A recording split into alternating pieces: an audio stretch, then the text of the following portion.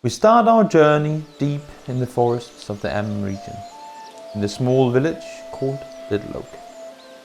It's a special day, as it is the day of the annual Little Oak Summerfest, a celebration that has taken place every year since the village was first founded over 200 years ago. The group, consisting of 5 young men, the dwarven monk Kevit, the 2 half-orc brothers, the fighter Dominic Grimdale and Bard Jimbo Grimdale, who likes to be called Bonk. Ask him, not me. The tiefling wizard Bassoon and the satyr sorcerer Steve. They're all enjoying the festival, indulging in games, eating and drinking as is supposed on a day of festivities. And as the day turns to evening, and evening turns to night, and night to early morning, the party comes to an end. And the young men all head off to bed in their respective homes. But as Kevit comes home, he finds his mother's awake, sitting and waiting for Kevit and his younger brother Grom to come home. But Grom never did come home. It doesn't take long before the city is woken, and it is quickly found out that an additional 2 children, Mary and Dave, are missing. And not only that, but that they have most likely been kidnapped by kobolds. The search begins, and our group is told to head to the Unloaf farm outside of town to inform Mr. Unloaf that his son Dave has gone missing. As the group makes it to the farm, they call for Mr. Unloaf but receive no response. They go to check on the barn, and they are instantly met by a group of kobolds trying to escape with horses in a cart and with 2 children in the cart as well. A fierce battle erupts at the Unloaf farm, and the group manages to save both Dave and Mary. Before killing the last kobold, the group also learns that someone by the name Klax is the leader of the kobold gang, and that he awaits the delivery of the children in a cave by a broken bridge not too far from the farm. Not only that, but they also find out that Kevit's brother Grom was sent there with a different cart earlier the same morning. After making sure that both Dave and Mary are alright, the group starts heading towards the cave. As they venture through the woods, they run into a search party from Brightwood, a nearby village, who are also out looking for children who have gone missing from their village. Our group tells the search party what they have encountered, and after a short conversation, they leave, continuing towards the cave.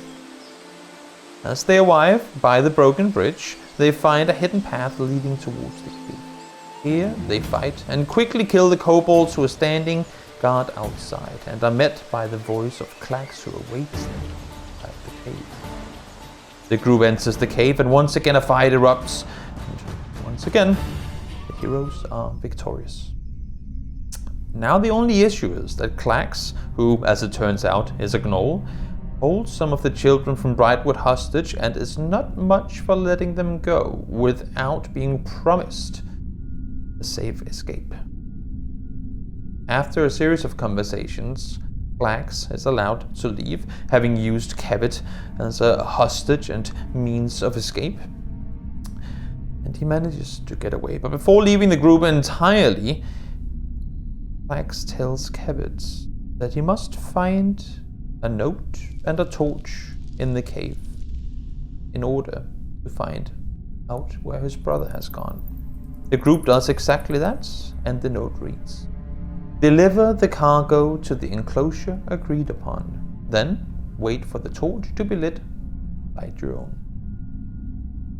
Signed by the group assumes to be some sort of infinity symbol. The group also finds barrels with both common clothing with emblems of the Cremor Dockhands on and fake Cremor Guard tunics. They then leave the cave, pulling home a wagon they found outside, bringing the children back to their families in Brightwood, after which they head back to Little Oak to share the news with town.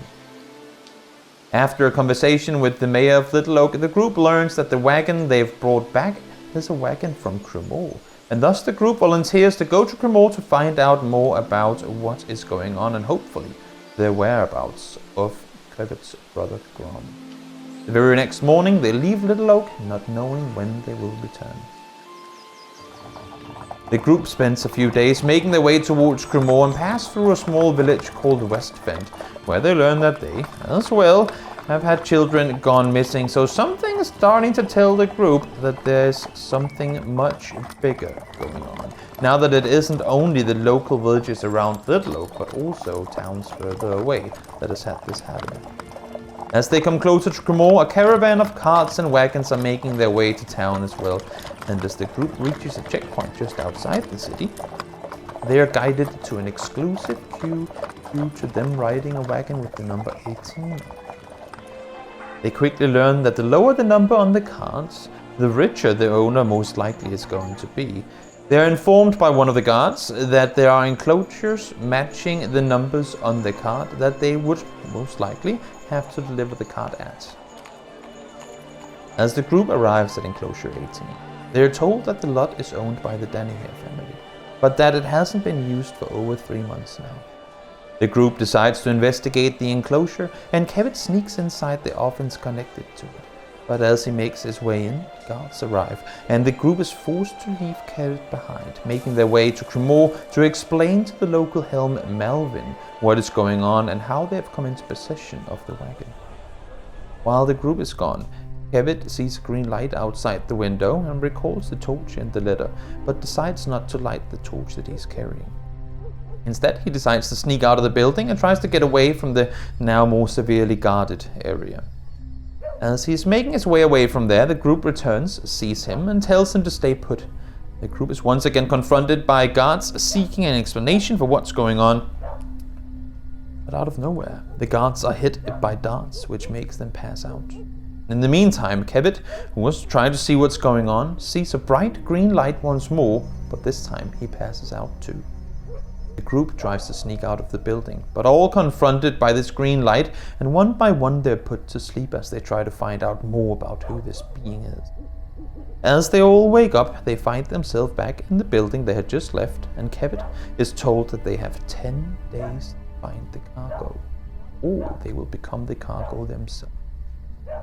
The group makes their way inside the city walls and are lodged at Athtel's, one of the city's many taverns, which just so happens to be owned by the father of a child that Dominic once saved out of a burning house when he was stationed in Grimmauld as part of his military service. As a new day dawns, the group is introduced to the smelly, loud, crowded, big city life, and they decide to spend the majority of the day trying to find out more information, but are constantly met with dead ends. They can't afford a map of the city, they can't get into the library, and the one contact Dominic has in town, his former superior Risbon, hasn't been to work for the last few days due to illness. Some things do go their way though. The group, after having been to Saunter Last Rest, another, more quiet, tavern in town, arranges a meeting with a wizard named Nilrim, and as the group leaves Saunter Last Rest, they're passed up by 4 halflings, asked if they're looking for work. The leader of the halfling group introduces himself as Tace and tells them that they're having a problem with rats in the basement of the cheese shop and that if the group can deal with it, they'll be paid in gold. The group agrees, heads over and exterminates the rats, but comes across a corpse of a human in the basement, which they decide to report to the guards by having Athtel deliver a note explaining the situation for them. The group then gets paid by Tace for their work and head back to Athtel itself. As the group is about to go to bed, Gonk tries to convince Athtel that he should play at the establishment the following day. And while the discussion is going on, Bassoon pulls out what he remembers as being a regular music instrument, but it is indeed a magic item called the Whispering Symbol that he was given by his adoptive father, a former adventurer named Zephyr. As he plays the instrument, a massive pressure wave along with an explosion of sound fills the rather small tavern, and everyone gets knocked off their chairs, and one of the guests there even get injured. But because no one knew what was going to happen, they're treated as victims of this magic spell as much as everyone else, and are fortunately never arrested. The next day, the group heads to the local map maker and spend the money they've made killing rats to buy a map of town so that they can get around easier without getting lost. The group also heads to the harbor to talk to Hugo Reft, a half-orc whose name they heard in Westfend on their way to Grimmauld. Hugo is the leader of the Duck Hands, and the group goes to him asking about the fake tunics they'd found in the cave. Hugo is sure that the tunics are made by the small folk in town and claims to have issues with a gang of halflings who keeps messing with his business. He offers Dominic a job and tells Gonk that he can head to Rallory's Red Hutch if he wants to play his music instruments there. In the meantime, Bassoon, Zeke and Kevet head over to Melvin, the Helm, who has promised to see if he could grant them access to the library, which is exactly what he does. The three ask the librarian for books about the Danaher family and if maybe she has seen the infinity symbol they saw on the letter in the cave before.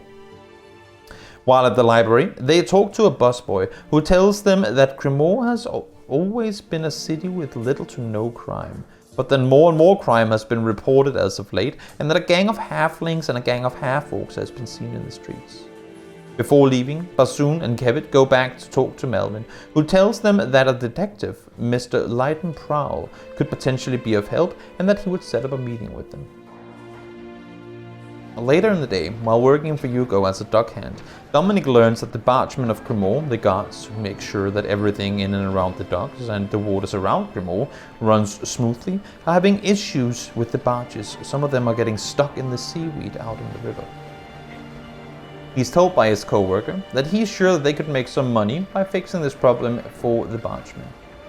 Gonk plays a concert at Rallory's, which ends in a big bar brawl, and Dominic comes to fetch Gonk, being worried that his brother would get in trouble. Meanwhile, Zeke sets out to meet with Neilrim, the wizard, who, along with Zeke himself, travels into Zeke's memory of the evening that the group saw the green light, in hope that maybe if Neilrim sees the light as well, he could explain to the group exactly what it is. After having seen the memory, Neilrim says that he will need a few days to examine this learning and that he will reach back to the group in a few days. At the library, Kevet and Bassoon learns of the Danaher family and their business in the Ammon region. The following day, the group heads to Melvin, who is already in a meeting with Leighton Prowl, and the group is introduced to the famous detective who is very willing to help the group solve the issue with the missing children if the group will agree to go undercover for him, trying to find out more about this halfling gang and what they've been up to. Also admitting to the group that there is indeed a gang war going on between half-orcs and halflings in Grimoire. Before leaving the office, Melvin asks the group if they could help him with a more personal matter. He wants them to tail Rispin, the Helm who was the superior of Dominic, as he has been seen in the streets feeling fresh and awake despite having called in sick for the last few days. As the group is still waiting for both Neilrim and the librarian to get back to them with more information, they decide to head down to the docks to help the bargemen with the barges getting stuck in the seaweed. As they start cutting the barges free, Bassoon, who is in the water, feels something wrap around his leg and yells for Dominic to help him out of the water. As Dominic pulls him out, he himself ends up getting pulled below water by this seaweed that disappears into the river. The group fights what turns out to be a big seaweed monster on the barges, and after beating the creature, they do everything they can to find Dominic, but with no luck. The group, now without their fighter, sail back to Grimoire, telling everyone at the docks to look for Dominic, and as a token of appreciation for the successful job, the bargeman officer sends out a search party on the river looking for the half-orc. The group heads to Sauncelars next to meet up with Neilrim, but are once again passed up by the halfling Tace and his fellowship, and he is told that the halflings will help search for Dominic if the group will do a simple fetch mission for them in a warehouse on the other side of town. The group agrees and heads to the warehouse, which turns out to be more guarded than first noted. Kevet is made invisible by Zeke and sneaks inside the warehouse and into the basement, where he, after maneuvering through a dozen guards and a handful of traps, finds a chest. As he's about to be caught, a gang of half-orcs are seen up by the entrance to the warehouse by the rest of the group, and a fight erupts between the warehouse guards and the half-orcs. It doesn't take long before the group engages in the combat as well, fearing that Kevet could be in trouble, and as the fight comes to an end, the more guards arrive at the scene and arrest the group, except for Zeke, who manages to turn invisible, avoid captivity, and gets away with the chest, seeing all of his friends being taken. And that, my friends, is where we left after session 15 ended. Now we are planning on doing more of these recaps. If you have any feedback on them, by all means, let us know in the comments down below. I am thinking if maybe it should be more often than every 15 episodes, maybe every 10. Probably not every 5th, but maybe every 10 episodes instead of every 15. But please let us know in the comments below. And looking forward to see you in the broadcast. We stream them on Twitch every Wednesday, 8 o'clock CET. So if you're around there, be sure to hop on over to Twitch and watch along. If not, you can always come here on. Take care. See you soon.